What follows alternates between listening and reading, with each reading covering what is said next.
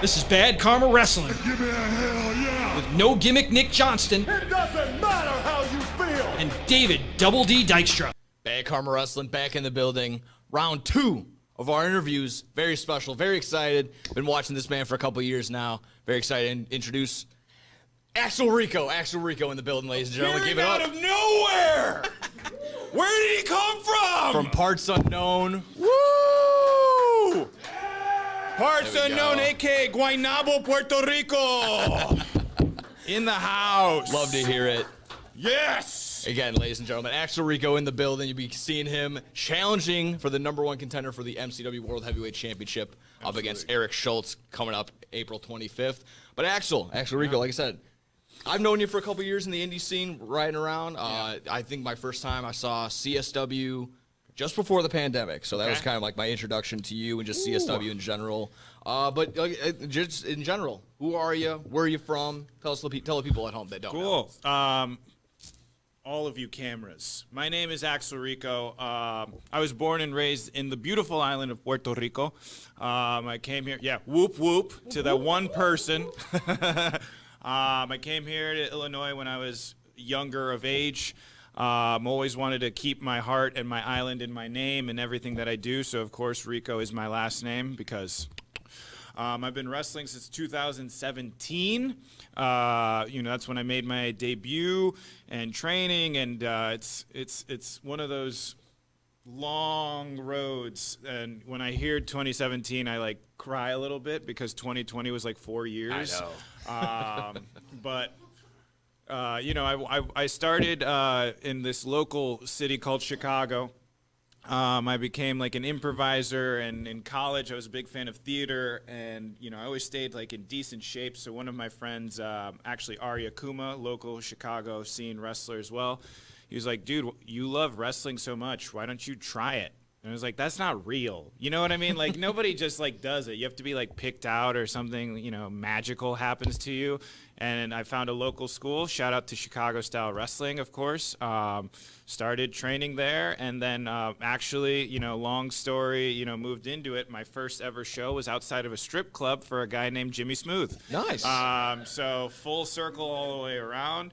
I've been a Jimmy Smooth guy since then. It's been like, when you start off, from strip club to then on IWTV, helping out with AEW, WWE backstage stuff. Been involved with NWA as well. Of course, yeah, working with NWA, to have that, Banneker on there and to wrestle the people of likes of Jacob Fatu and whatever, and to be like, yeah, that guy started at that strip club. I saw him there.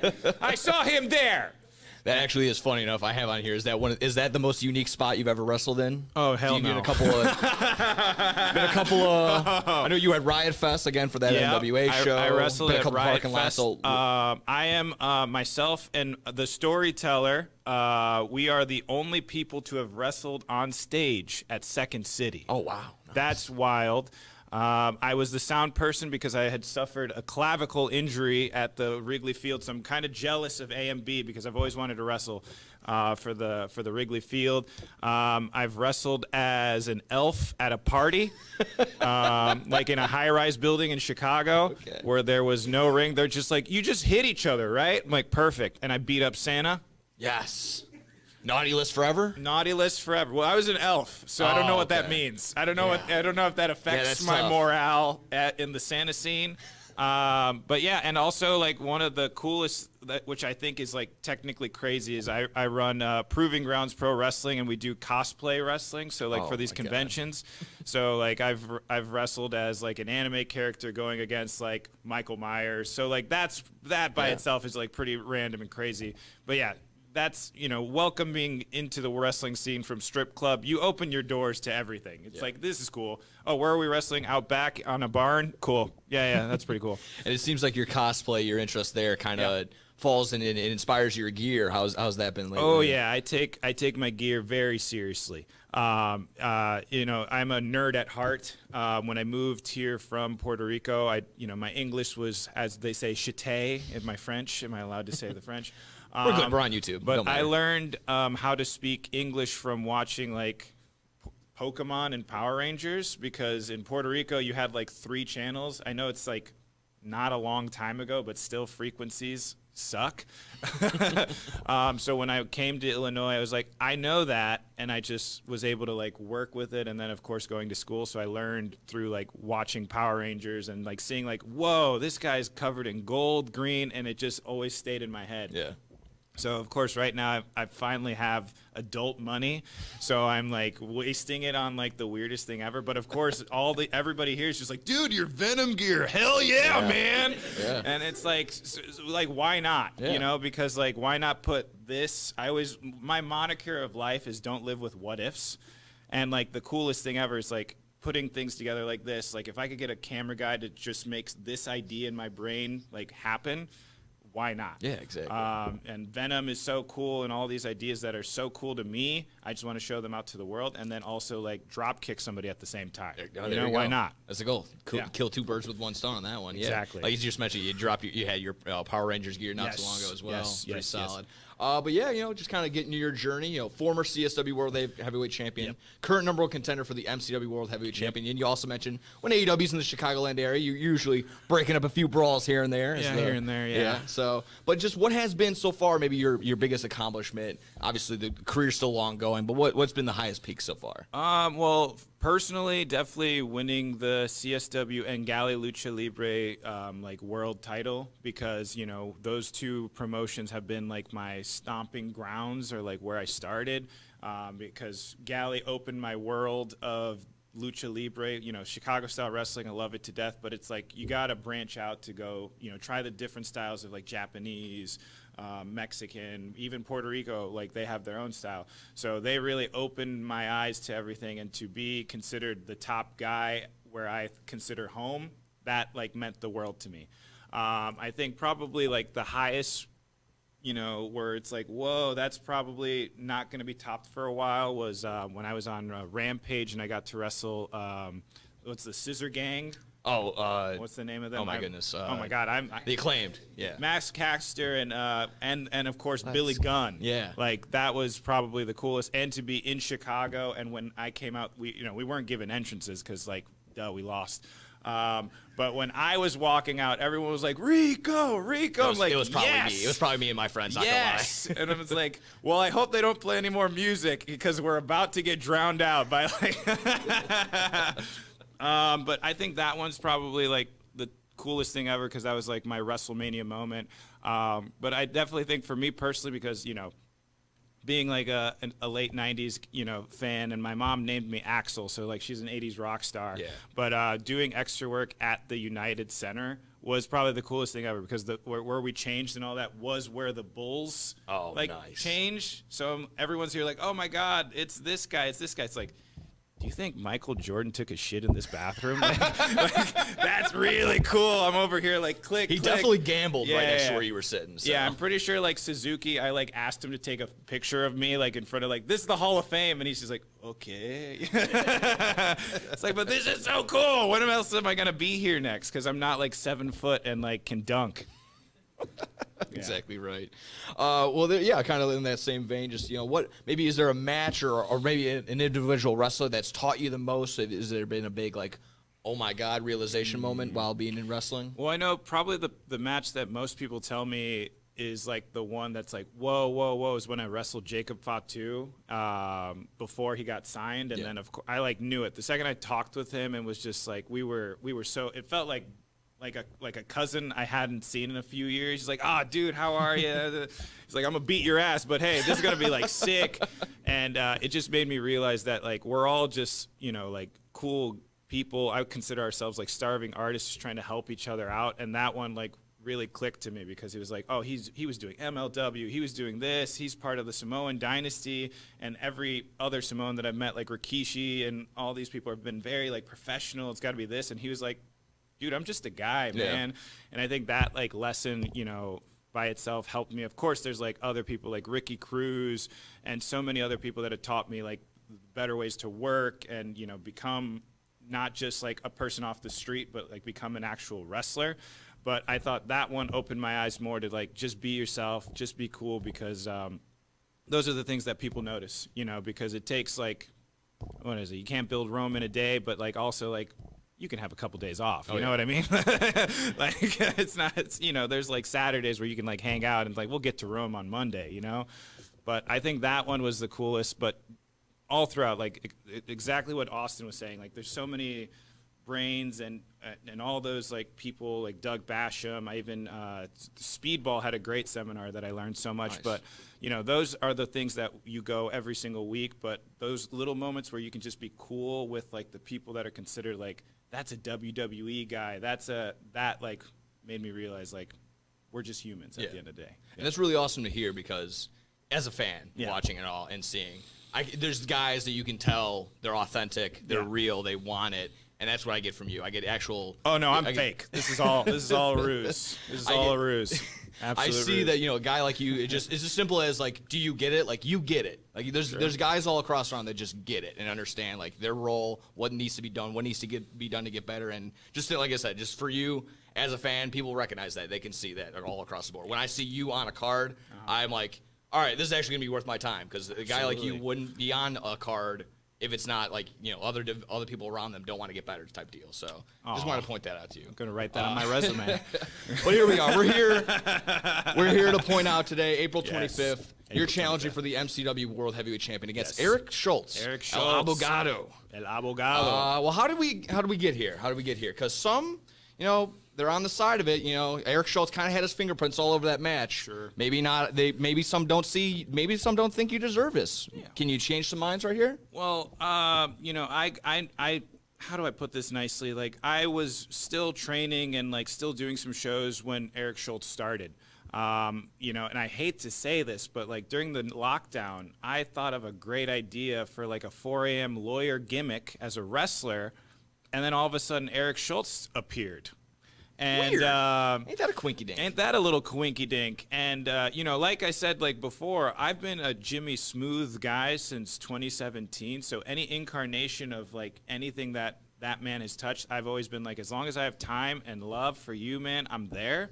So when people like that are saying like you don't deserve it, you know what I mean? I've been doing this for almost 10 years in this, you know, love land that is Ottawa, Illinois. So I think out of anybody, I deserve this. And like I've been working with Schultz for years. He's a, you know, when you think of El Abogado or any lawyer, you think of like, I hate to say it, it's like Better Call Saul, but like wrestling. So he's just like a little bit of a worm and you know, feeder. But like he can do a lot. Like he's pretty funny. I know you'll be able to meet him one day, and he's like he's a cool guy. But you know when you see somebody in a different field, you know, from just talking with you, for instance, like business, I don't like the way he does his business. I like talking to him. I'll hang out with him. Like, I'm 3 years sober, but I'd metaphorically, like, get a beer with him.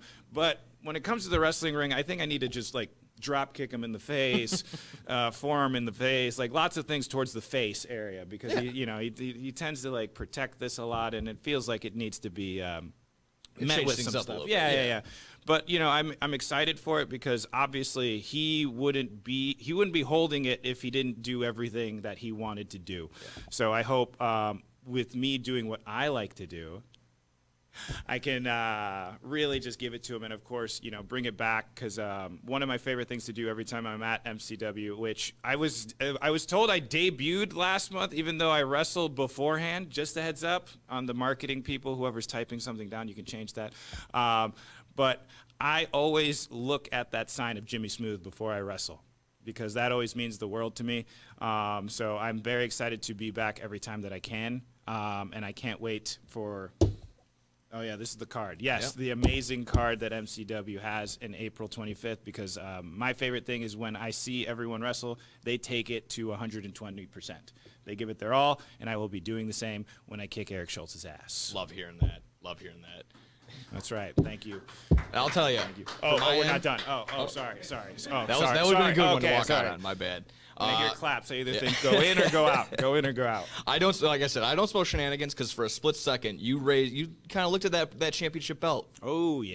You kind of gave it a little side eye. Eric wasn't too keen on that. So what's the mindset there? Well, he called me up and I was just debuting all this new gear that I gotten from Mexico, and I got a message from MCW telling me to bring my stuff, and I'm pretty sure Schultz, we go back, like I said, we've got history of tagging and all that. So he was like, maybe I could get this guy in and then think like, oh, he'll just help me win. He'll just make it easier. I was like, dude, I didn't sign up for that. Like I was like, oh, I get to wrestle at MCW? Of course I'm going to wrestle at MCW. So when this guy has like these ulterior motives and it's like, well, if I lose, I would never wrestle here again. But if I win, I get to go for the biggest championship at MCW. Why not? And then all of a sudden he's raising my hand. I'm like, dude, if I was about to wrestle this guy who just kicked nasty Nick Nolan's ass with, whatever, with Schultz, he's just hanging around always. But, like, I think you should be, like, afraid or something. I don't know. I think he just signed up for something he didn't expect, and he didn't, like, talk to me. Because, you know what I mean? When it comes to improv, you say yes and, but you have to at least know what you're doing. Yeah, a little bit. A little bit, exactly right. So just simply, how are you going to walk out as MCW champion on April 25th? Well, I'll tail back. A couple drop kicks to the face would be nice. A couple forearms to the face would be very nice. And, I'm going to probably, do my little prayer beforehand, give my love to Jimmy Smooth, and, of course, use the great fans of MCW to help me get that W. Exactly right. So we got your World Heavyweight Championship match against Eric Schultz. We have a street fight against AMB and Chris the Wildcard Mercer. That's going to be nuts. Yes. It's going to be crazy. Triple threat match. We got Aris Creed, Eric Surge, and Ethan Everhart. The big boy match. Yes, big indeed. Boy match. For the MCW US Championship, love seeing these guys as well. JJ Garrett and Rafael Quintero. Quintero. There we yes, go. my boy. You've had a matchup a couple times with him before. Just a couple. Just a couple. One of the first guys that actually knocked me out in the middle of a wrestling ring. Little low-key Senshi action. Low-key. It's okay.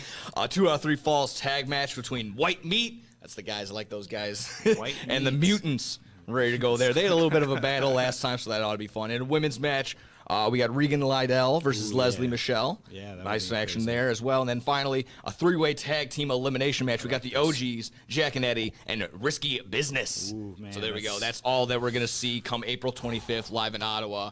Any other just final questions, comments, concerns about maybe just pro wrestling today, the indie scene today, anything you want to get off your chest, feel free. Well, my favorite thing, when it comes to anything, when it comes to wrestling, when it comes to media, when it comes to everything, we are all starving artists at the end of the day. And my big thing is, like, don't live with the what ifs. So if you can make your what ifs a reality, please do that. So I'd say that when it comes to anything, when it comes to your life. So when it comes to wrestling and it comes to wanting to support all of your local wrestlers, make sure to go to the shows, follow them on the Instagrams, on the socials and all that. Buy their stuff because they're just trying to get to the show. They're just trying to give you a show, and they're putting their lives on the line.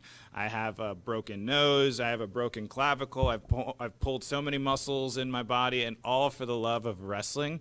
And I would never live a day again and redo it because this is like how I got here. So support all your local wrestlers. Support all the shows that you can make. If you can, F your vacation, go to MCW April 25th. I actively make my vacations around wrestling That's right. shows, so Absolutely. I would suggest doing that. So, again, Axel, appreciate the time. Thank you. April 25th for the World Heavyweight Championship. Come see Studio, us. wake up. There we go.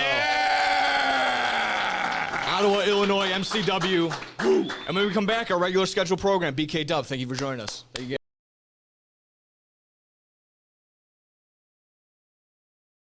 This is Bad Karma Wrestling Give me a hell yeah. with No Gimmick Nick Johnston It doesn't matter how you feel. and David Double D Dykstra.